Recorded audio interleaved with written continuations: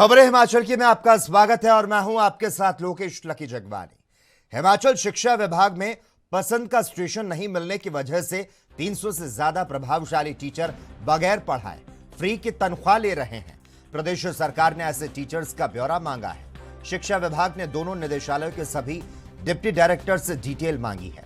कई जिलों से यह डिटेल डायरेक्ट ऑफिस पहुंच चुकी है। सरकार और शिक्षा विभाग के इस एक्शन से बेवजह इधर उधर बैठे रसूखदार शिक्षकों में अब हड़कंप मचा है, क्योंकि उन्हें उसी जगह भेजे जाने की शिक्षा विभाग ने तैयारी कर ली है जहां से इनकी तनख्वाह निकलती है। अगर ऐसा होता है तो फिर शिक्षकों को दूर दराज के उन स्कूलों में जाना पड़ेगा जहां से वे अपना वेतन निकलवा रहे हैं।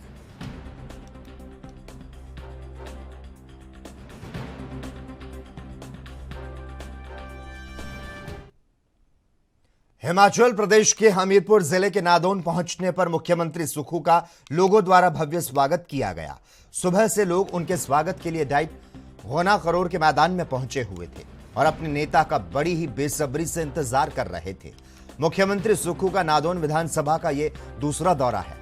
होना करोड़ में स्वागत के बाद मुख्यमंत्री सुक्खू सैरा रेस्ट हाउस गए। वहां पहुंचने पर लोगों ने उनका स्वागत किया। सैरा रेस्ट हाउस में मुख्यमंत्री ने लोगों की समस्याओं को सुना और उनका हल किया। कुछ शिकायतों को उन्होंने संबंधित अधिकारियों को हल किए जाने के निर्देश दिए।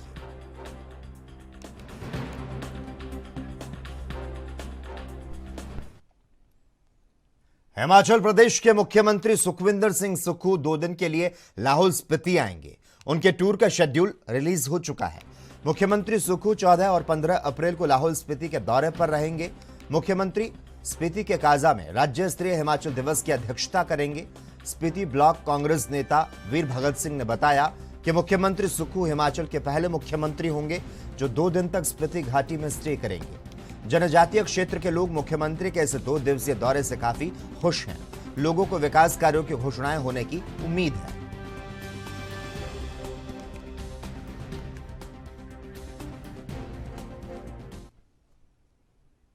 विश्व प्रसिद्ध शक्तिपीठ श्री ज्वालामुखी मंदिर में रविवार को छुट्टी के दिन भारी संख्या में श्रद्धालुओं ने मां ज्वाला की पवित्र ज्योतियों के दर्शन किए। वहीं दिल्ली के श्रद्धालु ने मां ज्वाला जी के चरणों में 21 किलो चांदी के छत्र को अर्पित किया और मां ज्वाला से आशीर्वाद मांगा। मंदिर अधिकारी विचित्र सिंह ठाकुर ने जानकारी देते हुए बताया कि काफी श्रद्धालु मां ज्वाला के दर्शन के लिए पहुंचे। उनके लिए पीने के पानी की अतिरिक्त व्यवस्था की गई। लाइनों में श्रद्धालुओं को पानी पिलाया जा रहा है। श्रद्धालुओं को लाइनों में ही दर्शन के लिए भेजा जा रहा है। जिस श्रद्धालु ने मां ज्वाला जी को छत्र अर्पित किया उन्हें मां ज्वाला जी की चुनरी और सिरोपा देकर सम्मानित किया गया। मंदिर प्रशासन की ओर से श्रद्धालुओं का आभार व्यक्त किया गया।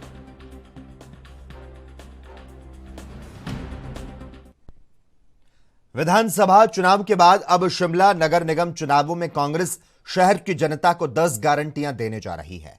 सोमवार को कांग्रेस मैनिफेस्टो कमेटी की बैठक शिमला कांग्रेस कार्यालय राजीव भवन में हुई। बैठक में प्रदेश कांग्रेस के सह प्रभारी जितेंद्र पाल बिट्टू, कांग्रेस प्रदेश अध्यक्ष प्रतिभा सिंह, शिक्षा मंत्री रोहित ठाकुर सहित पूर्व मेयर, पूर्व पार्षद मौजूद रहे।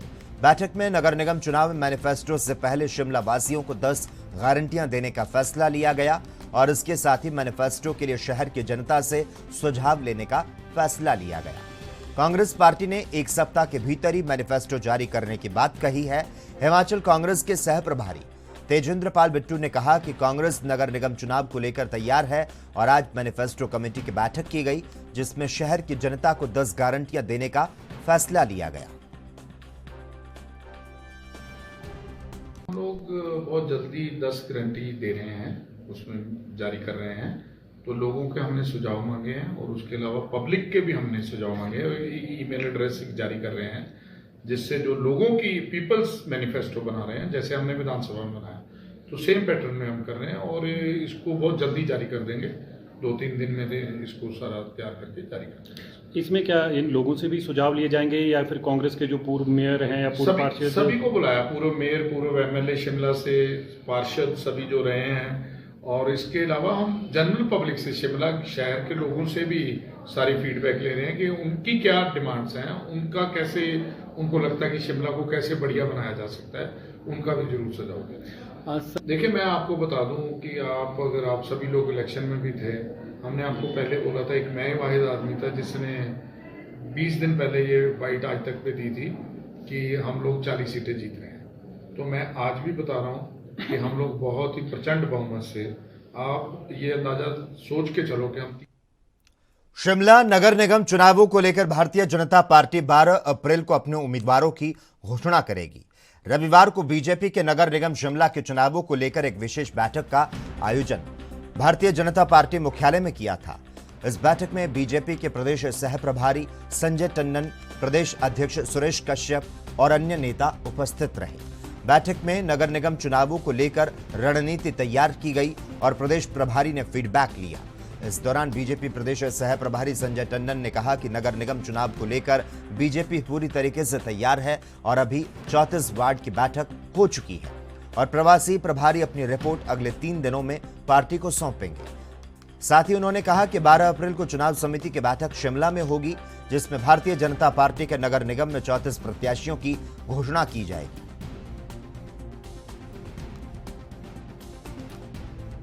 भारतीय जनता पार्टी की शिमला नगर निगम के लिए आज हमारे कुछ मुख्य कार्यकर्ताओं की बैठक हुई और उसके अंदर आने वाले समय की सारी रणनीति के बारे में चर्चा हुई। हमारी जो टीम के लोग ऑलरेडी सारे जो वार्ड के अंदर उन्होंने जाकर सब कार्यकर्ताओं से मिलने का जो कार्य कर रहे हैं, उनकी रिपोर्ट हमें परसों तक उनकी रिपोर्ट मिल जाएगी और उसके बेसिस के ऊपर 12 तारीख को हमारी चुनाव समिति की बैठक रखी गई है, जिसके अंदर इसके जो चुनाव के अंदर सारे प्रत्याशियों की उनकी घोषणा की जाएगी। उस दृष्टि के साथ किस तरीके से उसका मैनिफेस्टो के लिए क्या क्या कार्य करने वाला है, मैनिफेस्टो के लिए एक टीम की घोषणा करी गई है।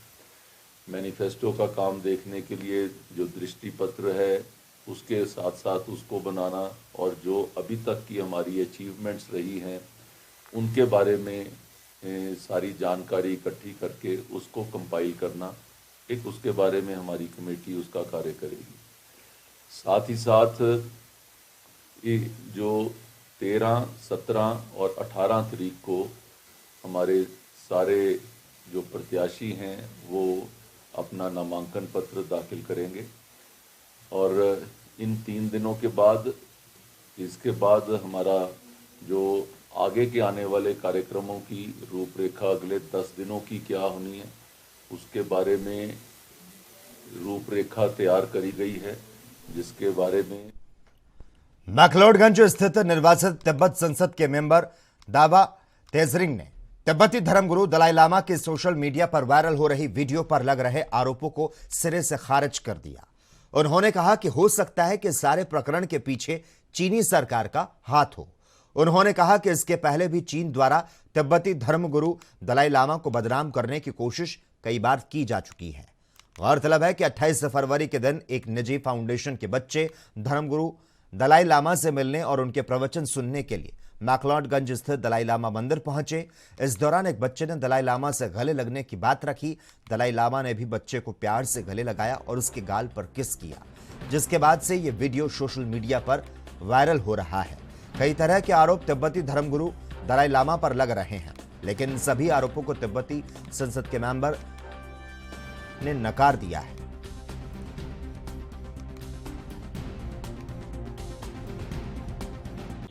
देखो ये सारा जो फेक न्यूज़ है, जो खास करके दलाई लामा के ऊपर जो अभी बदनाम करता है, उनके ऊपर जो बदनाम करने की कोशिश कर रहा है, मैं तो उसको जो भी कर रहा है, जो भी सोशल मीडिया है, जो भी आदमी वो चीन के कोई से संबंध रखने वाला पक्का होगा। क्योंकि दलाई लामा बूढ़ा हो चाहे काला हो चाहे जो भी हो, किसी सभी इंसान से, जानवर से भी वो इतना काला लगा कर वो प्यार करता है तो उस बच्चे के साथ गला लगा होगा, उनके साथ प्यार किया मतलब लगाता है, जो सभी के साथ वो प्यार करते हैं उसी तरह किया होगा। तो ये जो अभी फेक न्यूज़ करता है, जो दलाई लामा जी को बदनाम करने की कोशिश कर रहा है, मैं तो उसी को कंटेम करता हूँ। खास करके वो आदमी जो भी सोशल मीडिया का काम करता है, वो मेरे को एक सोचता है कि वो चीन से मिला जुला कोई लगता है। क्योंकि एक हम अपने भगवान है, ये तिब्बती का भगवान है। आजकल दुनिया का सभी लोग उनको भगवान की तरह मानता है। वो ऐसा एक भगवान को बदनाम करने की कोशिश करता है। वो करने वाला चीनी अकेला हो सकता है जो 70 कांगड़ा संसदीय क्षेत्र के सांसद किशन कपूर ने कहा कि जिला कांगड़ा सरकार बनाता है, लेकिन इसी जिले के प्रति सरकारों का उदासीन रवैया है। दलों को सत्ता से बाहर होने पर ही जिला कांगड़ा की याद आती है। सोमवार को प्रेस वार्ता में सांसद किशन कपूर ने कहा कि सीयू पर लंबे समय से राजनीति होती आई है। कई लोगों ने दुष्प्रचार भी किया। कुछ सामाजिक संस्थाएं भी ये भ्रम फैलाती रहीं कि अब धर्मशाला में सीयू नहीं बन पाएगी। किशन कपूर ने कहा कि जब उन्होंने इस बारे में संसद में सवाल पूछा तो जवाब दिया गया कि 24 हेक्टेयर गैर वन भूमि तो हस्तांतरित हुई है, लेकिन 65 हेक्टेयर भूमि नहीं दी गई है और ना ही 65 हेक्टेयर भूमि के बारे में प्रदेश सरकार कोई दस्तावेज केंद्र के समक्ष प्रस्तुत कर पाई है। 3 से 4 साल तक केंद्र सरकार को किसी प्रोजेक्ट की भूमि हेतु जवाब न देना दुर्भाग्यपूर्ण है। धर्मशाला में सेंट्रल यूनिवर्सिटी जल्द बननी चाहिए। अब प्रदेश सरकार ने 20 मार्च को केंद्र सरकार को जवाब फाइल किया है। सीयू धर्मशाला में बननी चाहिए।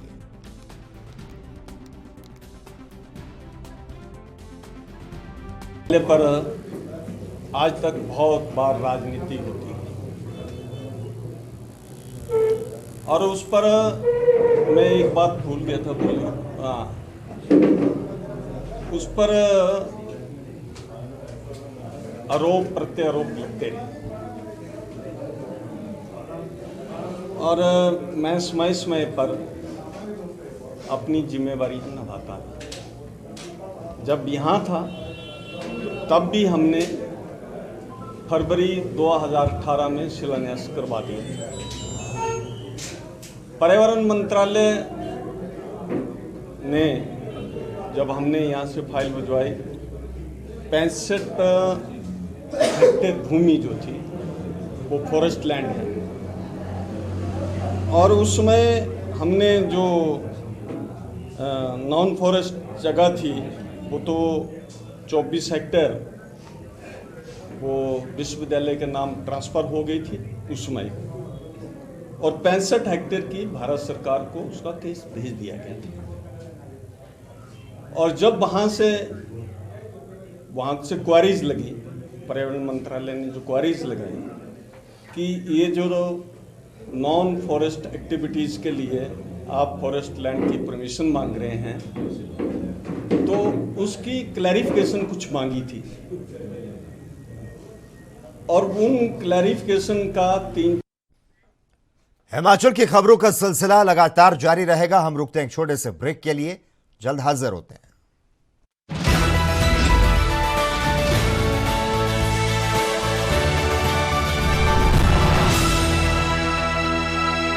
ब्रेक के बाद खबरें हिमाचल की में एक बार फिर से आपका स्वागत है। रुख करते हैं कुछ और खबरों की ओर। हिमाचल प्रदेश में किलो के हिसाब से सेब खरीदा जाएगा। जी हां, प्रदेश सरकार ने बीते दिनों किलो के हिसाब से सेब खरीदने का फैसला लिया है। आने वाले सेब सीजन में बागवान किलो के हिसाब से सेब बेच सकेंगे। सरकार के इस फैसले से बागवानों को बड़ी राहत मिली है। वहीं आड़ती एसोसिएशन ने इस फैसले का स्वागत किया तो साथ ही सरकार से प्रदेश के बाहर भी इन्हीं नियम शर्तों को लागू करने की मांग की। रविवार को शिमला के फागू में प्रदेश आड़ती एसोसिएशन द्वारा बैठक का आयोजन किया गया, जहां पर प्रदेश भर से एसोसिएशन के सदस्य मौजूद रहे। बैठक में आड़तियों को आ रही समस्याओं को मुख्यमंत्री के समक्ष रखने का फैसला लिया गया तो साथ ही आड़तियों को विस्तार से मीडिया के सामने अपनी मांग सरकार के समक्ष उठाने की बात कही गई।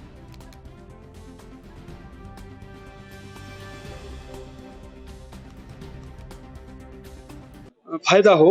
एक जो है जो सरकार ने जो है ये 24 किलो जो सेब की जो है पेटी का हाईएस्ट जो है ये वजन किलो के हिसाब से जो निर्धारित किया है, इसके लिए हम जितने भी हमारा आड़ती संगठन हम स्वागत करते हैं। और साथ ही में हम एक सुझाव भी देते हैं कि एक ये यूनिवर्सल कार्टन की तरफ जो एक आम आदमी का जो ये झुकाव है, यूनिवर्सल कार्टन होगा तो उससे एक सिक्के के ये दो पहलू है। यूनिवर्सल कार्टन होता तो एक तो तोल जो है वो अपने आप हो जाता, 20 किलो की पेटी आती तो 20 से वो 21 किलो की होती या 19 किलो की होती, तो हम उसके लिए ज्यादा हम ये बात करेंगे। और जो 24 किलो एक सरकार से हम ये मांग भी जरूर उठाएंगे कि 24 किलो की पेटी हिमाचल की हर मंडी में 24 किलो की पेटी जो है वो सरकार किसानों द्वारा लाएगी। परंतु हमारा एक सवाल थोड़ा सा सरकार से जरूर है कि यदि बाहर की मंडियों में कोई किसान जो है 24 किलो से ज्यादा माल की पेटी भरता है तो उसका नुकसान सीधा जो है वो किसान बागवानों और हिमाचल की सरकार को होगा, क्योंकि जो मंडियों को फिर उससे बाहर जो है यदि ज्यादा वजन कोई भरता है तो वो हिमाचल से बाहर वो सेब ले जाता है। उसके लिए भी कोई कानून बनाने की जरूरत है कि हर एक जगह जो है वो 24 किलो का ही वेट हो। ये ना हो कि भाई हिमाचल में 24 किलो का वेट रखा जाए और बाहर जो है वो 30 किलो का वजन। उससे शिमला नगर निगम चुनाव को लेकर हम बात करते हैं। आपको बता दें कि भारतीय जनता पार्टी कांग्रेस सरकार पर फर्जी वोट बनाने के आरोप लगा रही है और इसी को लेकर आज बीजेपी प्रदेश अध्यक्ष सुरेश कश्यप और पूर्व मंत्री सुखराम चौधरी की अध्यक्षता में एक प्रतिनिधि मंडल ने राज्य निर्वाचन आयोग के आयुक्त को ज्ञापन सौंपा और उचित कार्रवाई करने की मांग की। प्रदेश अध्यक्ष सुरेश कश्यप ने कहा कि शिमला नगर निगम के चुनाव जीतने के लिए कांग्रेस सरकार सत्ता का दुरुपयोग कर फर्जी वोट बना रही है और मंत्रियों की कोठियों से 20-20 वोट बनाए जा रहे हैं। हजारों की संख्या में फर्जी वोट बनाए गए। भारतीय जनता पार्टी के लोगों के वोट नहीं बनाए जा रहे। रोस्टर में गड़बड़ी की गई। 2017 के चुनावों में 34 वार्ड में चुनाव हुआ, इसीलिए उस रोस्टर को अब भी लागू करना चाहिए था, लेकिन सरकार ने अपने लोगों को फायदा पहुंचाने के मकसद से रोस्टर बनाया है।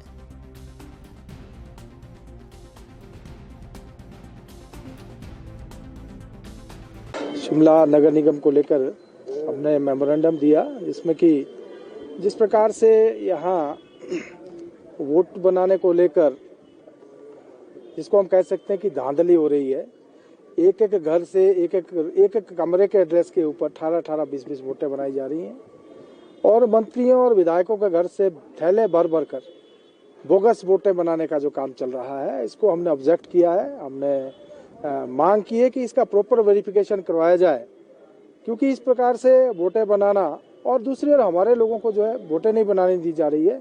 भट्टा कुफर का एक एग्जाम्पल हमारे ध्यान में आया है, तो इस बात को लेकर भी और दूसरा जिस प्रकार से रोस्टर से छेड़छाड़ करने का प्रयास किया गया है, क्योंकि इस बार भी पिछली बार की तरह 34 वार्ड हैं और जो रोस्टर लगाया गया है उसमें ये देखने में आया है कि जहां महिलाओं की बात आती है, जब ऐसी महिला की बात आती है तो महिलाओं की जो टॉप पॉपुलेशन को लिया जाता है, जो अधिक पॉपुलेशन वाला है उसको रिजर्व किया जाता है, लेकिन जहां जनरल महिला की बात आती है तो वहां जहां सबसे कम पॉपुलेशन महिलाओं की है।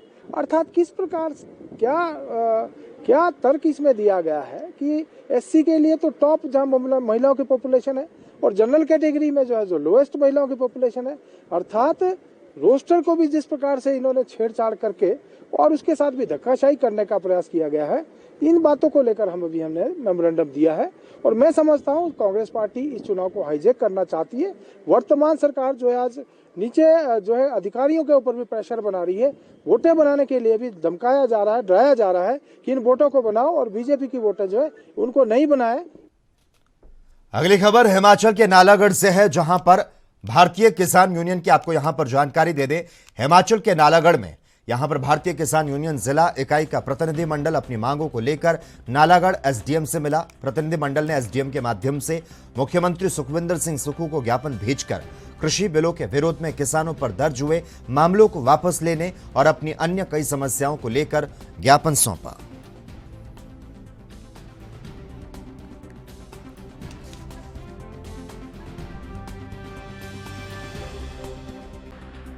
ਦਿੱਤਾ ਐਸਡੀਐਮ ਸਾਹਿਬ ਨੂੰ। ਅਸੀਂ ਪਹਿਲਾਂ ਵੀ ਜੈਰਾਮ ਜੀ ਜਦੋਂ ਮੁੱਖ ਮੰਤਰੀ ਤੇ ਉਸ ਸਰਕਾਰ ਨੂੰ ਵੀ ਬਹੁਤ ਗਿਆਪਨ ਦਿੱਤੇ ਆ, ਪ੍ਰਧਾਨ ਮੰਤਰੀ ਜੀ ਨੂੰ ਵੀ ਦਿੱਤੇ ਆ।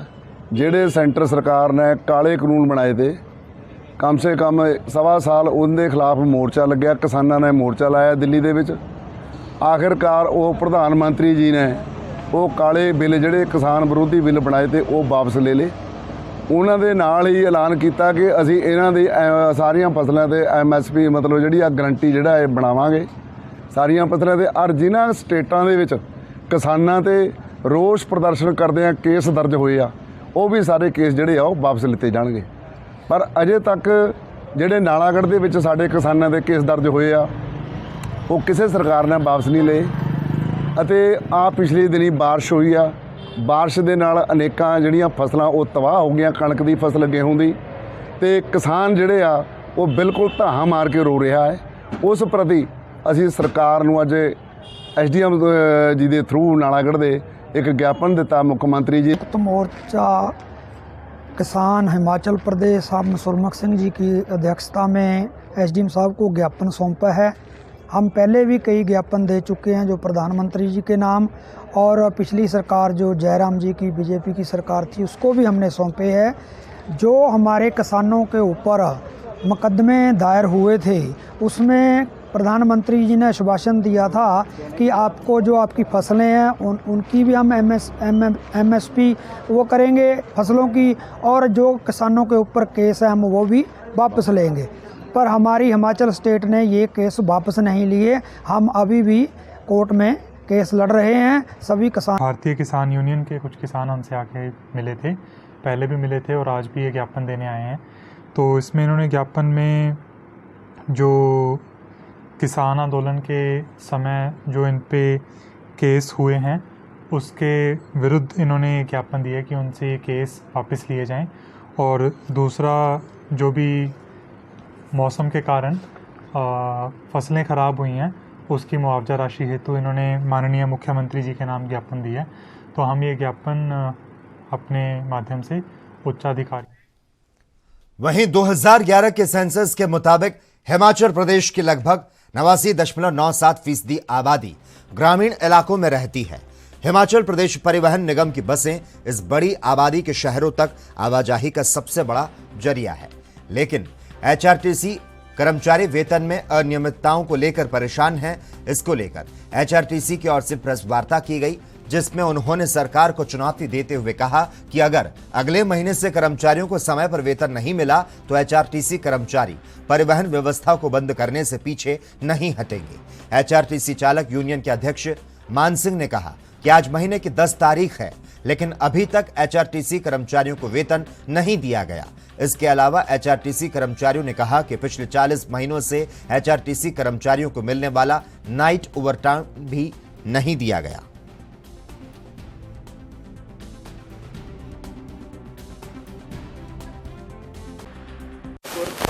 प्रेसिडेंट हिमाचल पथ परिवहन निगम ड्राइवर यूनियन आज की प्रेस वार्ता का मेन मकसद है वो है कि आज 10 तारीख को आज हमें सैलरी नहीं मिली।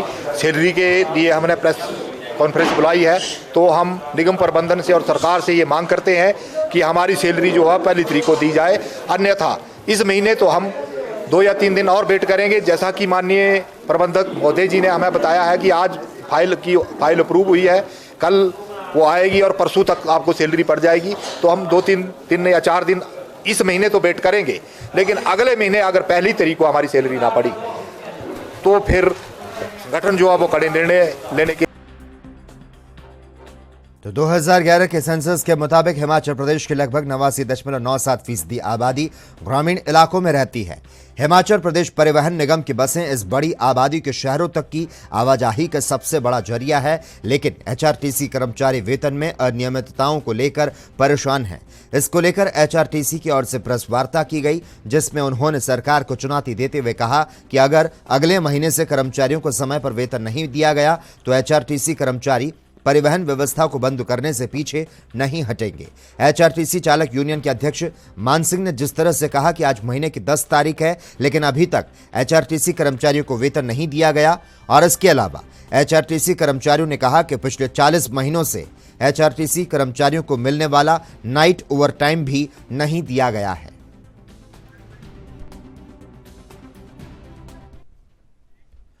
और इसी के साथ ही हिमाचल की खबरों में बस इतना ही। तमाम अहम खबरों के लिए आप जुड़े रहिए हमारे साथ और देखते रहिए ANB न्यूज़।